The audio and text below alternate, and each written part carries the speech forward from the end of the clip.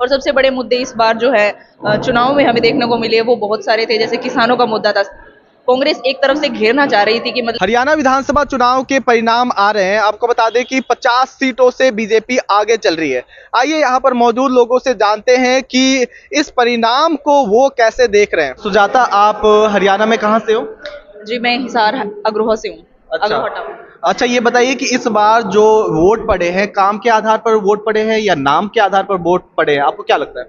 जी obviously काम के आधार पर ही वोट पड़ने चाहिए और पड़े भी हैं। तो हमारे एरिया में तो ये है कि मतलब लोगों ने काम के आधार पर ही वोट दिया क्योंकि सरकार ने काम किया है।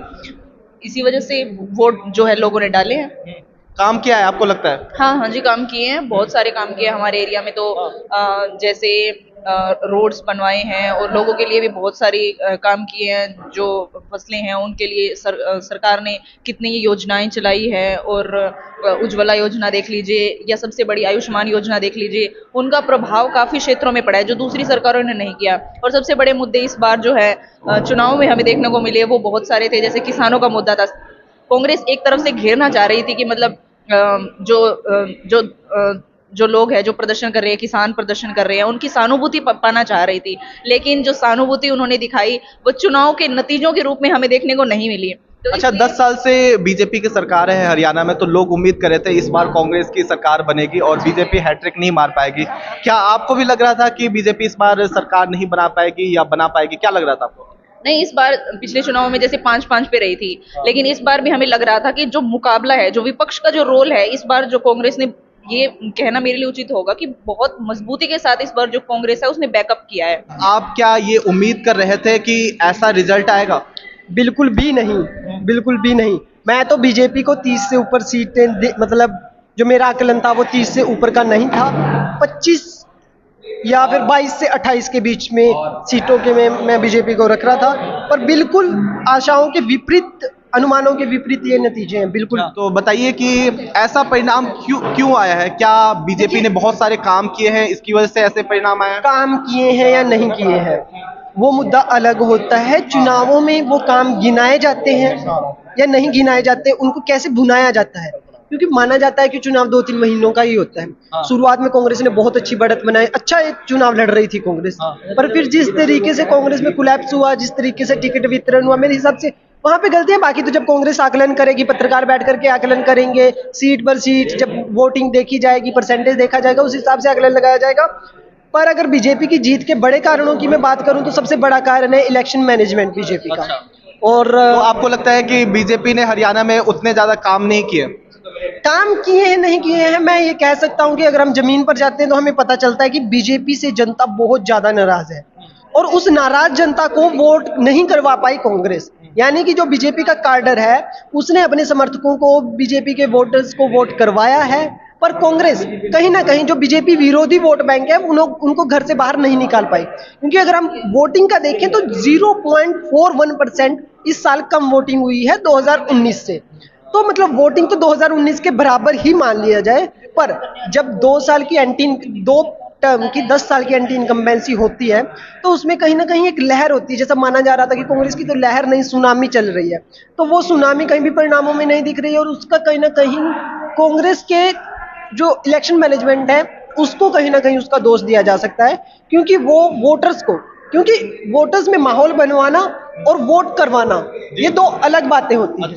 माहौल आप कितना ही बना लो उससे कोई फर्क नहीं पड़ता है जब तक वोटर जाकर के ईवीएम का बटन ना दबा दे। ये कहा जाता है कि बीजेपी बूथ लेवल पर जाकर जाकर वोट दिलवाती है जनता से। बूथ लेवल पर भी। और आप जब देखेंगे, अगर आप इलेक्शन डे का देखें तो कांग्रेस के जो वहां पर टेंट लगते हैं, बूथ के बाहर जो टेंट लगते हैं, वो कांग्रेस के बहुत सारे बूथ ऐसे हैं जहां पर वो टेंट भी नहीं लग पाए।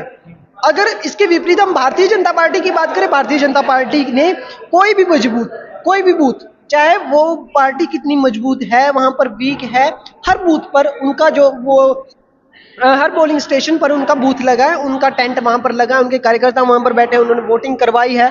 जा करके गाड़ियां अपनी लगवाई है, कार्यकर्ताओं ने अपनी गाड़ियों से लोगों को ले आकर के वोट करवाई है। बीजेपी बाजी मारते हुए दिखाई दे रही है, 50 सीटों पर आगे चल रही है।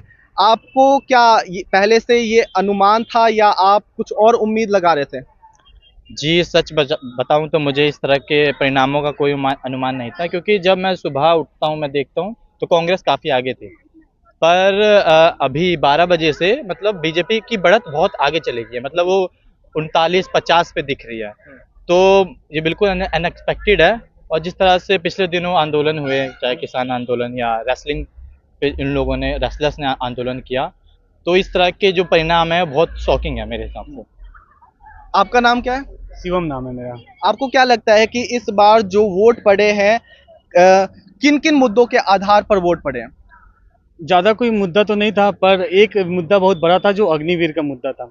सरकार बीजेपी अधिकतर अग्निवीर मुद्दा पे कहीं भी जाती थी, चाहे वो नरेंद्र मोदी जी हो, चाहे वो अमित शाह हो, कोई भी क्षेत्र में जाते थे तो वो अग्निवीर की बात करते थे, क्योंकि हरियाणा के लोग ज़्यादातर सरकारी नौकरी के लिए बहुत इच्छुक होते हैं और वो ज़्यादातर आर्मी के लिए ज़्यादा इच्छुक होते हैं। इस वजह से अग्निवीर जब आया था तब हरियाणा के लोग और राजस्थान के लोगों ने सबसे ज़्यादा मुद्दा उठाया था।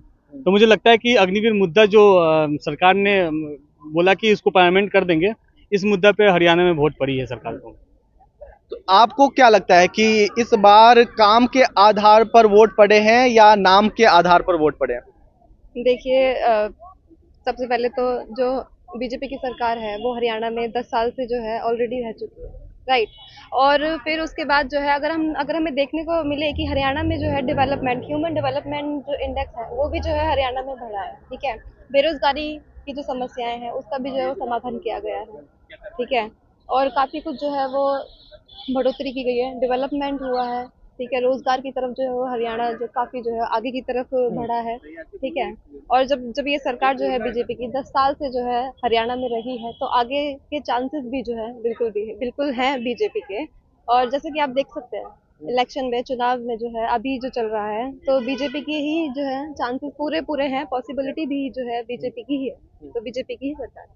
आपका नाम क्या है? मीमांसा। पिछले लोकसभा में जेजेपी 10 सीटें लेकर आई थी, लेकिन इस बार एक सीट के लिए भी जूझती हुई नजर आ रही है जेजेपी। तो इस पर आप क्या कहना चाहेंगे? ऐसा क्यों हाल हुआ है? देखिए जेजेपी जैसा आपने कहा उसे एक सीट भी नहीं मिली इस बार। तो पहले तो इतनी सीट मिल जाती थी कि उसको हरियाणा में किंग मेकर कहते थे, पर इस बार एक भी सीट नहीं आई है। तो मुझे जो इसके कारण दिख रहे हैं वो काफी साफ देख सकते हैं कि जैसे पहला कारण हो सकता है कि वो भी पहले तो वो लॉयल, उनका अपना लॉयल्टी ऑडियंस नहीं, मतलब वोटर्स नहीं रख पाई, क्योंकि उन्होंने पहले किसी के साथ गठबंधन किया, फिर बीजेपी के साथ गठबंधन किया, फिर उसके साथ भी मार्च में वो अलग हो गए। तो यही देखा जा सकता है कि लोगों का जो विश्वास मत था वो उनके साथ था ही नहीं। और अगर हम देखें दूसरा कारण जो हो सकता है, जैसे इन्होंने बताया कि बड़े बड़े मुद्दे थे इस बार, तो उसमें फार्मर प्रोटेस्ट कितना बड़ा मुद्दा था। तो जो फार्मर प्रोटेस्ट था उसमें उन्होंने साथ दे दिया था इनका, बीजेपी वालों का। तो इससे भी शायद जो किसान थे वो नाराज थे और ये नाराजगी इस वोटिंग में देखी गई है, तो इलेक्शन में देखा गया। और मुझे लगता है इन कारणों की वजह से ही इनको नहीं मिला है वोट। तो हरियाणा विधानसभा चुनाव के अब तक जो भी परिणाम आए हैं उसे आप कैसे देख रहे हैं? कमेंट करके बताएं। क्या आपको उम्मीद थी कि भारतीय जनता पार्टी इस बार फिर से सरकार बनाने में सक्षम होगी? ये भी कमेंट करके बताएं और हमारे चैनल को सब्सक्राइब करना ना भूलें।